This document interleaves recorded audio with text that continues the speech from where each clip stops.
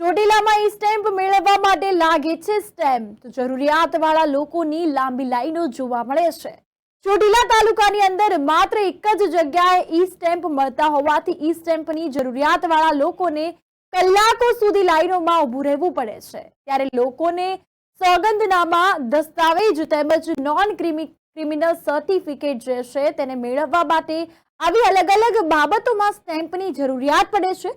તો ઈ સ્ટેમ્પ મેળવવા માટે લોકોને અડધો દિવસ સુધી લાઈનમાં રહેવું પડતું હોય છે તેવું સામે આવ્યું છે।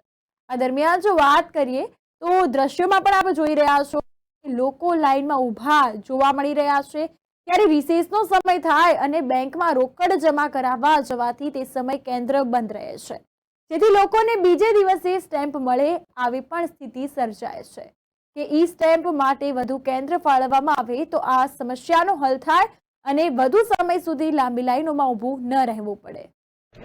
અડધી કલાક ઉપર શેના માટે પ્રીમિયમમાં જોઈએ છે। પ્રીમિયમ શું લેવા માટે ઊભા છો? સ્ટેમ્પ કાઢવા તમે શેના માટે આવ્યા છો? પ્રીમિયરનો દાખલો કઢાવો છોકરો એટલે અહીંયા દાખલો હોય કે શેના માટે? સ્ટેમ્પ કાઢવા સ્ટેમ્પ ક્યારથી લાઈનમાં ઊભા છો?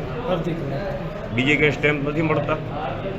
તો અહીંયા સીધું અહીંયા કીધું અહીંયા કરો બીજે કંઈ સ્ટેમ્પ નથી મળતો અહીંયા સિવાય? ખબર નહીં। તંત્ર પાસે એવી અપેક્ષા કરી કે 2-3 જગ્યાએ ચોટીલામાં સ્ટેમ્પ મળે તો આ લાઈનમાં ઊભું ન રહેવું પડે? નવી સુવિધા કરવું આવે ને હે? હા, 2-3 જગ્યાએ સ્ટેમ્પ મળે તો આ લોકોને લાઈન તો ઓછી લગાડવી પડે ને। ક્રિમિનલ માટે સ્ટેમ્પ લેવી છે તો આટલું લાઈનમાં ઊભું રહેવું પડે છે। કલાકથી ઊભા છે, 1 કલાકથી લાઈનમાં ઊભા?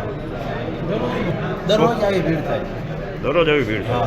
અમુક તો અગાઉ વાર કે રજૂઆત કરી છે ક્યારેક આવા સ્ટેમ્પ બીજે ક્યાંય મળે એવી વ્યવસ્થા થાય? નહીં, એ રજૂઆત તો કામ કરી નથી।